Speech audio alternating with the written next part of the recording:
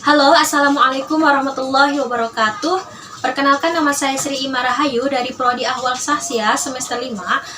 Di sini saya akan membahas mengenai menikah dengan non-muslim atau menikah beda agama. Sebelumnya saya mau berterima kasih dulu nih ke dosen pengampu saya di mata kuliah Tafsir Ahkam, yaitu Bapak Ahmad Nur Soim. Dan terima kasih juga kepada teman-teman yang udah nonton video ini. Oke. Kita mau membahas mengenai menikah dengan non-muslim atau menikah dengan beda agama. Sebelumnya mungkin teman-teman udah pada tahu apa sih menikah itu ya. Menikah itu suatu momentum istimewa yang ada dalam diri manusia. Karena dengan menikah yang tadinya dilarang bisa menjadi nilai ibadah. Dan nikah juga nih sangat dinanti-nantiin ya oleh muda-mudi yang sudah balik, apalagi yang udah berkepala dua. Lalu bagaimana sih jika menikah dengan beda agama? Nah, di sini kita akan jelaskan. Oh iya, saya mau mengambil penjelasan ini dari dua perspektif. Yang pertama dari Rasyid Ridho dan yang kedua dari Al-Maraghi, dan bonusnya lagi dari 4 imam mazhab, Hanafi, Maliki, Syafi'i, dan Hambali. Oke, yang pertama itu ada pernikahan antara pria muslim dengan wanita musyrik. Di dalam surah Al-Baqarah ayat 221 yang berbunyi, A'udzu billahi minasyaitonir rajim. Bismillahirrahmanirrahim. Wala tankihul musyrikati hatta yu'min wala amatum mu'minatun khairum min musyrikati walau a'jabatkum wala tunkihul musyrikin hatta yu'minu wala abadum mu'minun khairum min musyriki walau a'jabakum ulaika yad'una ilan nar wallahu yad'u ilal jannati wal maghfirati biiznih wa yubayyinu ayatihi lin-nasi la'allahum yatadhakkarun. Yang artinya, dan janganlah kamu nikahi perempuan musyrik sebelum mereka beriman. Sungguh, hamba sahaya perempuan yang beriman lebih baik daripada perempuan musyrik, meskipun dia menarik hatimu.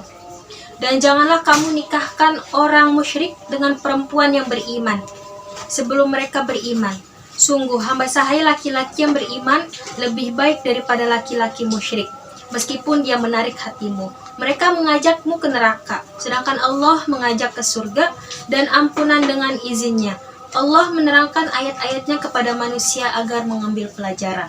Nah, menurut Rasyid Ridho dalam menafsirkan surah Al-Baqarah ayat 221, beliau menafsirkan bahwa ayat tersebut menyatakan bahwa wanita musyrik yang haram dinikahi oleh pria muslim dalam surah tersebut adalah wanita musyrik Arab yang tidak memiliki kitab suci sebagai pedoman untuk dibaca atau dianut. Adapun orang-orang yang memiliki kitab suci tidak termasuk dalam kategori musyrik dan secara spontan telah keluar dari hukum pengharaman. Nah, penafsiran dari kata musyrikat dalam ayat 221 surah Al-Baqarah dengan musyrik Arab menurut Rasyid Ridho adalah pendapat yang sudah disepakati dan didukung oleh Syekh Al-Mufassirin, Maha Guru Ibnu Jarir At-Tabari, sebagaimana yang dia tuangkan di dalam kitab tafsirnya. Dalam cakupan terminologi musyrik yang terdapat dalam surat tersebut, At-Tabari dalam tafsirnya juga mengungkapkan beberapa pendapat ulama. Ada 3 pendapat yang terlihat berbeda di antara para ulama. Antara lain, yang pertama, ayat ini merupakan dalil pengharaman kepada setiap muslim untuk menikahi wanita musyrik secara general, baik penyembah berhala, Yahudi, Nasrani, maupun Majusi, terkecuali ahli kitab. Hal itu disebabkan adanya ayat yang menasah keharaman menikahi wanita musyrik. Terminologi musyrik dalam ayat di atas dikhususkan bagi wanita musyrik Arab, meskipun secara dohir nas terlihat mencakup seluruh wanita musyrik. Dan yang ketiga, ayat tersebut mencakup seluruh wanita musyrik tanpa terkecuali, baik penyembah berhala, Majusi, maupun ahli kitab, tanpa ada ayat yang menasahnya. Selanjutnya itu menurut Al-Maraghi. Dalam menafsirkan ayat 221 surah Al-Baqarah, dalam penafsirannya Al-Maraghi menyatakan bahwa wanita musyrik yang haram dinikahi oleh pria muslim dalam surah Al-Baqarah ayat 221 tersebut adalah semua musyrik secara global. Nah, kalau tadi kan kalau menurut Rashid Ridho itu yang hanya mempunyai kitab saja, tapi kalau menurut Al-Maraghi itu pokoknya semua musik secara global, pokoknya yang bukan Islam gak boleh aja gitu, baik dari bangsa Arab maupun non-Arab. Nah, kecuali kalau mereka mau beriman kepada Allah Subhanahu wa taala dan Nabi Muhammad Shallallahu alaihi wasallam. Kalau mereka tetap dengan keyakinan dan kepercayaan yang mereka anut, maka tidak ada celah sedikit pun bagi seorang muslim untuk menjalin hubungan kekeluargaan dan tali pernikahan dengan mereka. Secara eksplisit, ayat ini memang menyatakan keharaman menikahi wanita musyrik. Bahkan hamba sahaya yang sangat beriman jauh lebih baik dari wanita musyrik, walaupun mereka sangat menakjubkan. Nah, untuk lebih jelas lagi, saya mau coba kasih tabel. Tabelnya bisa dilihat sama teman-teman. Di situ ada persamaan perbedaan metodologi relevansi antara Rashid Ridho dan Al-Maraghi dalam menafsirkan surah Al-Baqarah ayat 221. Yang pertama, persamaannya Rashid Ridho dan Al-Maraghi itu sama-sama dilarang nikah dengan wanita musyrik. Perbedaannya, Rashid Ridho itu musyrikat Arab saja, sedangkan Al-Maraghi musyrikat secara umum. Nah, lanjut yang kedua, pernikahan antara pria muslim dengan wanita ahli kitab. Di dalam Quran surah Al-Maidah ayat 5 yang berbunyi A'udzu billahi minasyaitonir rajim. Bismillahirrahmanirrahim. Al-yawma uhilla lakumut thayyibat wa ta'amul ladzina utul kitaba hillul lakum wa ta'amukum hillul lahum. Wal muhsanatu minal mu'minati wal muhsanatu minal ladzina utul kitaba min qablikum idza ataitumuhunna ujurahunna muhsinina ghairu musafihina wala muttakhidhi akhdan. Wa may yakfur bil imani faqad habita 'amaluhu wa huwa fil akhirati minal khasirin.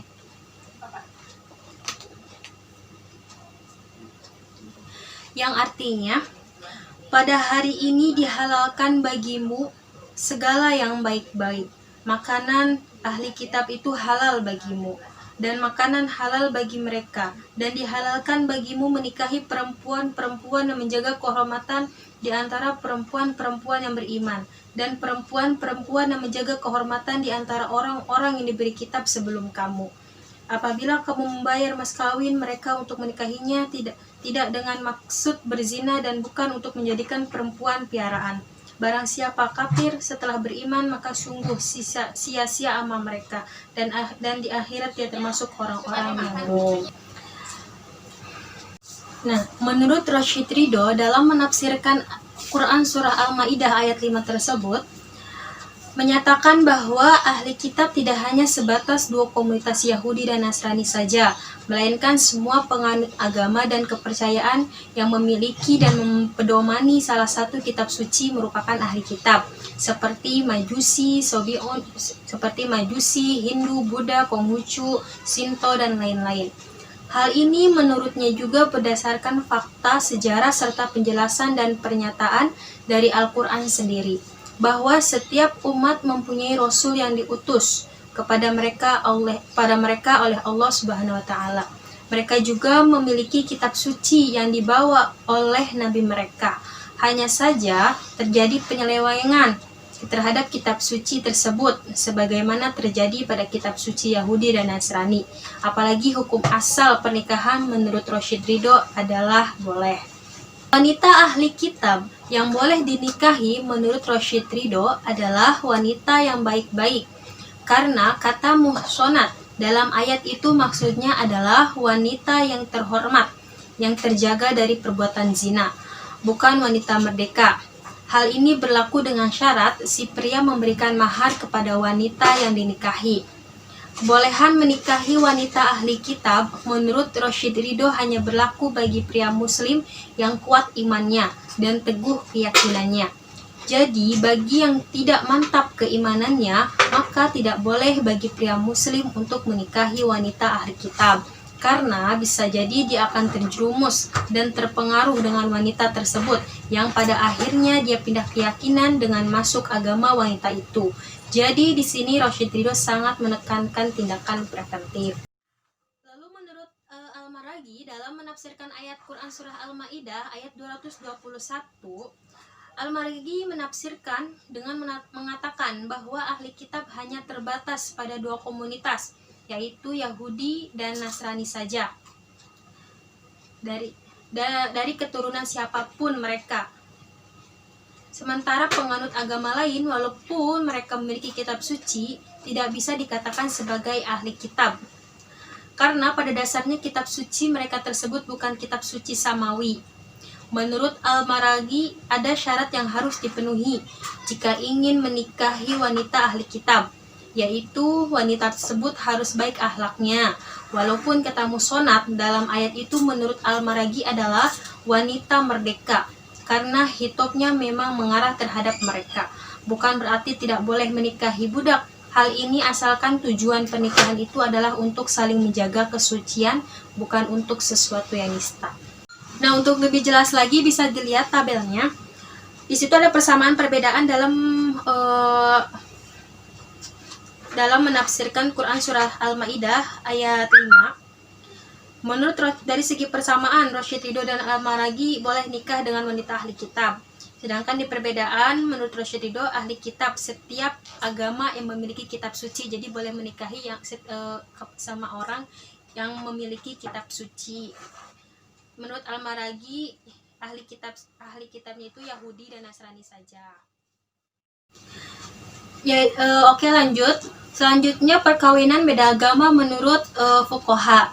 Fuqaha sepakat bahwa perkawinan seorang perempuan muslimah dengan pria non-muslim, baik ahlul kitab atau musyrik, tidak sah karena akan dikhawatirkan ada pelanggaran etika akidah.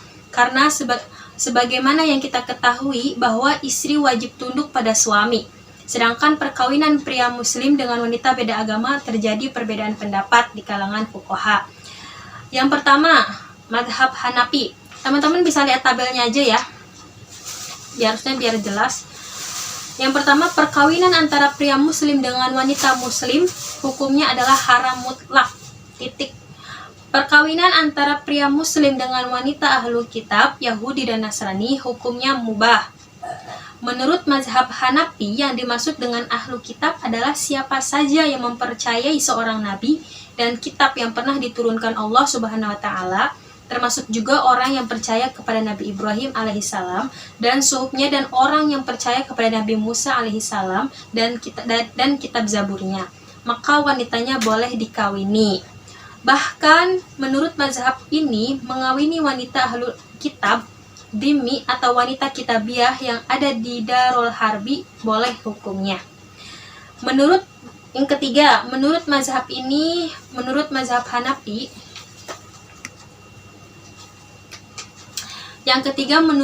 Hanafi, perkawinan dengan wanita kitabiah yang ada di Dar al-Harbi hukumnya makruh tahrim karena akan membuka pintu fitnah dan mengandung mafasid, kerusakan yang besar.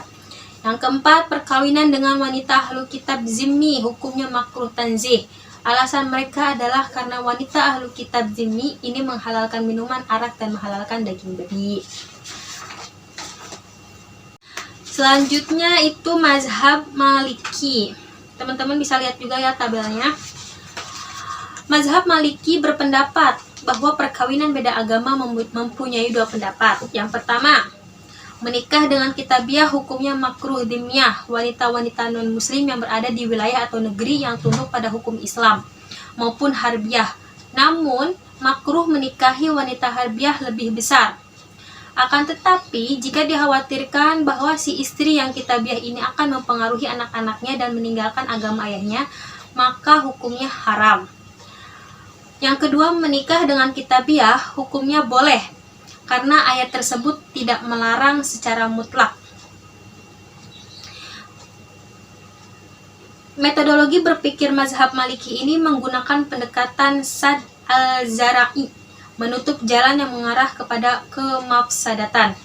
Jika dikhawatirkan kemafsadatan yang akan muncul dalam perkawinan beda agama, maka diharamkan. Menurut mazhab Syafi'i, pendapat Imam Syafi'i itu ada haram dan boleh. Haram menikahi orang-orang yang menganut Yahudi dan Nasrani sesudah Al-Quran diturunkan, karena tidak termasuk Yahudi dan Nasrani kategori ahlul kitab. Tapi keterangan di sini haram pernikahan beda agama. Boleh, perkawinan beda agama adalah boleh. Menikahi wanita-wanita Yahudi dan Nasrani keturunan orang-orang bangsa Israel dan tidak termasuk bangsa lainnya, sekalipun termasuk penganut Yahudi dan Nasrani, karena termasuk Yahudi dan Nasrani kategori ahlul kitab. Tapi di sini keterangannya lebih baik dihindarkan pernikahan beda agama itu. Selanjutnya menurut mazhab Hambali. Nah, di sini mazhab Hambali membolehkan dan mengharamkan. Yang pertama, haram. Perkawinan beda agama haram apabila wanita-wanita musyrik. Yang kedua, boleh menikahi wanita Yahudi dan Nasrani sebagai ahlul kitab, termasuk ahlul kitab adalah yang menganut agama Yahudi dan Nasrani sejak saat Nabi Muhammad belum diutus menjadi Rasul. Tapi keterangannya itu lebih baik dihindari pernikahan beda agama. Ini pendapatnya sama sih kayak Imam Syafi'i. Oke teman-teman, cukup sekian penjelasan dari saya. Semoga bermanfaat. Jika ada kritik atau saran, boleh teman-teman utarakan di kolom komentar di bawah ini. Oh ya, satu lagi, teman-teman tetap jaga kesehatan supaya COVID-19 ini cepat berlalu dan kita bisa belajar bertatap muka lagi. Terima kasih. Wassalamualaikum warahmatullahi wabarakatuh.